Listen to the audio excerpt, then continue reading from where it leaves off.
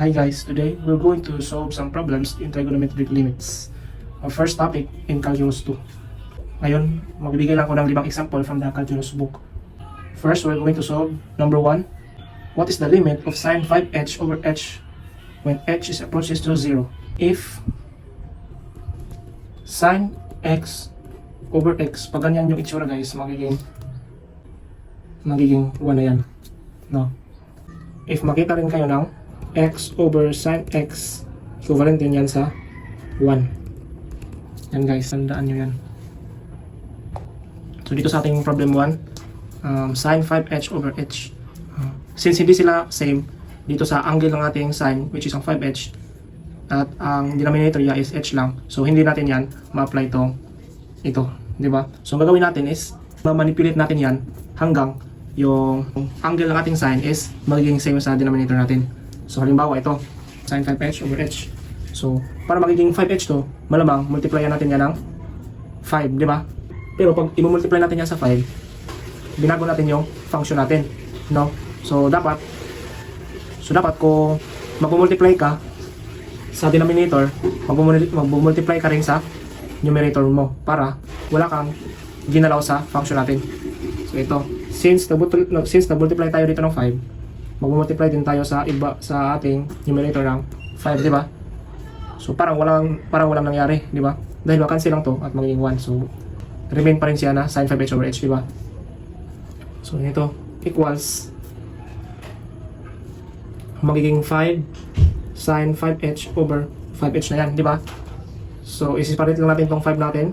5 times sine 5h over 5h, di ba? So since ang angle natin sa ating sine at ang denominator niya is same na, so pwede natin yung gawing 1. So ang answer natin sa number 1 is 5.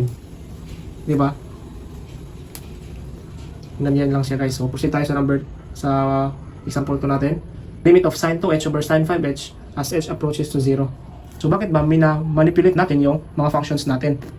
No? Dahil actually guys, kung isasama mo itong 0 dito sa h natin is magiging undefined yung function natin dahil 0 yung denominator natin, di ba?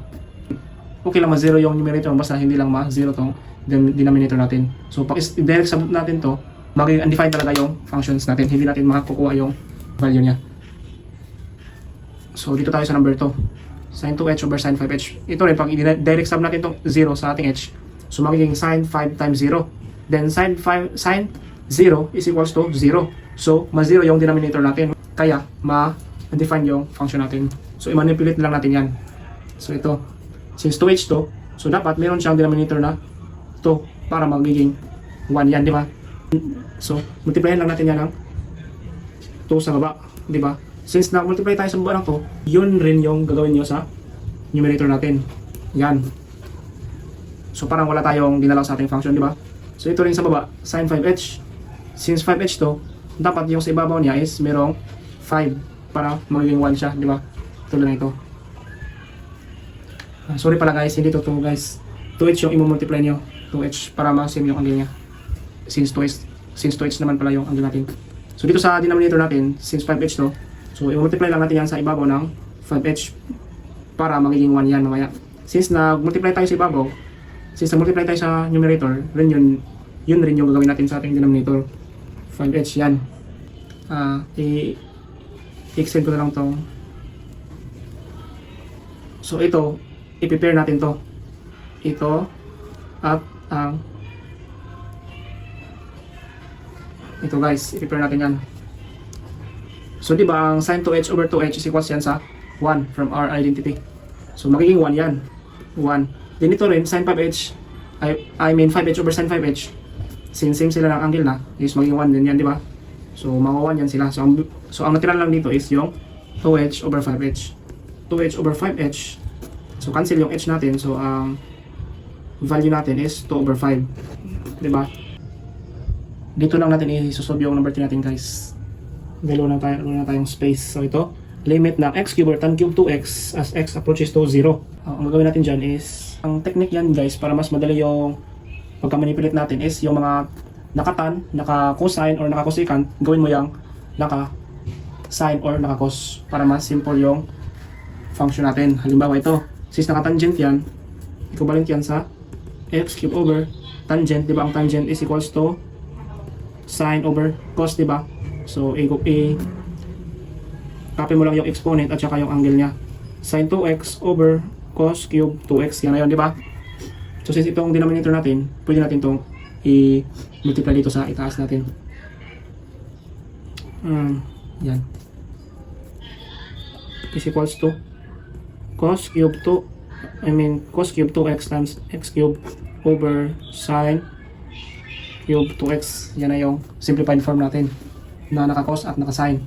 So, i-write lang natin to guys as nakaganito guys. Cos 2x cube x cube over sine 2x cube. Yan guys. Equals lang yan sa naka-cube na nandito sa cos at naka-cube na nasa labas yung cube. Same lang yan guys. Same value lang yan. Nakita nyo ito guys, sine 2x. Diba? Since yung angle natin sa sine natin ito is 2x, so dapat meron tayong 2x sa ibabaw. Diba? Since na-cube to, since meron tayong sine 2x dito guys, and then yung angle natin sa ating sine is 2x. So, magdadagdag lang na tayo ng 2x dito sa ibabaw para magiging 1, diba? Pero na-cube to, so na-cube yun, na-cube ang ating i-multiply. 2x cube, yan guys. Since nag-multiply tayo sa numerator, yun rin yung sa ating denominator. Yan. Diba? So, simplify natin. I-prepare ko na lang itong dalawa guys. Ito. So, cos 2x cube x cube over 2x cube times 2x over sine 2x cube. Yan guys. So ito, magiging 1 to, di ba? 1 na to. Dito lang tayo. Cos to, simplified natin. Cos 2x cube x cube over 2 cube guys is 8. Then x cube is equals to x cube. Yan. So makancel natin yung x natin guys, di ba? Cancel yung x. So our limit now ng cos 2x cube over 8 as x approaches to 0. So direct sub na lang tayo guys, dahil hindi naman undefined yung function natin. So isab natin yung x natin dito, cos 0, di ba? Ang cos 0 is equals to 1, di ba? So ang value natin dyan is cos 0 cube over 8 is equals to, magiging 1 to guys, 1 over 8. So yan na yung final answer natin sa ating number 3. Sa number 4, number 4 natin, limit of cos theta over pi over 2 minus theta as theta approaches to pi over 2. Yan. So pag i-sub natin itong pi over 2 dito guys, is ma-0 yung denominator natin, which makes the function undefined, di ba? So i-manipulate lang muna natin yung function natin hanggang sa hindi na undefined. Pag isa-sub natin yung values natin theta. So ito guys, medyo mahirap to. Hindi talaga natin to naiisip minsan, no? Pero okay lang yan. Practice ka ng maraming problems. Makuha mo rin yung mga idea kung ano ang gagawin mo. Since itong denominator natin is dalawang terms na, so medyo mahirap na yan, no? Ang gagawin lang natin yan guys is i-let natin itong denominator natin. Halimbawa, i-let natin yan ng let z na lang is equals to pi over 2 minus yan. So yung i-write lang natin limit theta approaches to pi over 2. Since nilet natin tong pi over 2 minus theta natin ng z, so ang theta din natin dyan guys is magiging theta is equals to transpose lang pi over 2 minus z, di ba? So i-substitute natin cos theta, since theta natin is pi over 2 minus z, so magiging pi over 2 minus z na siya over yung inilet natin na t, inilet natin na z, diba guys? Dito guys, dito kung yung theta natin is equals to pi over 2, yung z natin is magiging 0, diba? Isab mong theta natin dito, theta over pi over 2 minus pi over 2, 0. So yung z natin is equals to 0. Then ito yung isa-substitute natin dito sa theta natin. Dahil in terms of z na tayo, di ba? Limit of z approaches 0 ng cos pi over 2 minus z over z na. Yan yung bagong function natin, guys. Dito, guys, if yung z natin, i-direct sub natin dito is undefined pa rin yung function natin, di ba? So, i-manipulate lang muna natin yan. Dito, guys, if yung z natin, guys, is equals to 0, itong numerator natin is magiging cos pi over 2, di ba, guys? Then yung cos pi over 2 natin is equivalent yan sa 0, di ba? Yung sin 0 is equivalent din sa 0, di ba, guys? So sa condition na ito is pwede natin isub yung sin z natin dito sa ating cos pi over 2 minus z. So since 0 natin is z, sin z, gawin natin yung sin z, di ba? So isub lang natin yung sin z natin dito. Sin z over z as limit z approaches to 0. Yan yung bagong nagawa nating function. So medyo tricky siya, guys, no? Hindi talaga natin yan maisip agad-agad. But if marami na kayong sinolve na problem, siguro malalaman nyo na agad kung ano ang gawin mo pag manipulate. So ito sin z over z, since same na sila ng angle dito at yung denominator is magiging 1 to. So yung number 4 pala natin is yung limit natin is equals to 1. So yan yung limit natin. Number 5, limit ng 4x cubed over 1 minus cos squared 1 half x as x approaches to 0. So another tricky problem, guys. So na-notice nyo dito sa baba is naka 1 minus cos squared 1 half x ya. Sa ating Pythagorean theorem, from our Pythagorean theorem, sa ating trigonometry, na if ang sin squared theta plus cos squared theta is equals yan sa 1, di ba? So dito, itatranspose lang natin tong cos natin. Sin squared theta is equals to 1 minus cos squared theta. Di ba, guys? So same lang sila ng sin squared sa 1 minus cos squared theta, yung angle natin na 1 half.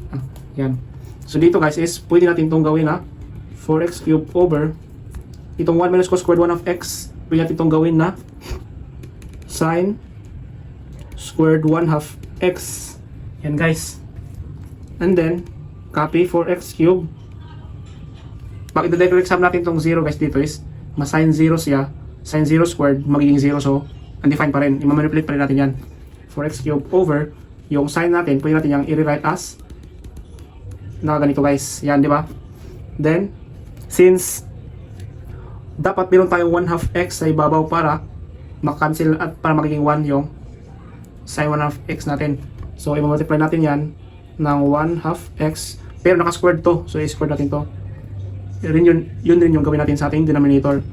Multiply natin ng 1 half x na naka-squared. So magiging, i-prepare ko itong dalawa, guys, 4x cubed times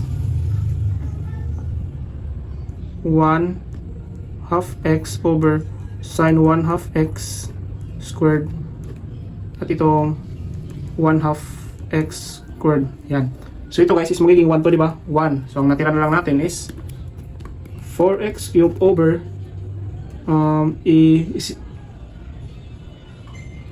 i-distribute na lang natin itong squared natin.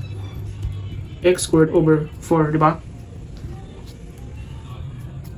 Equals, so itong 4 natin, pwede natin itong ilagay sa ibabaw. So 4 times 4 is 16. Then itong x cubed natin over x squared, so magiging x na lang siya. So 16x. So limit ng 16x as x approaches to 0 is equals to 0. So ito yung limit natin, guys. So yan lang muna sa ngayon. Thank you for watching.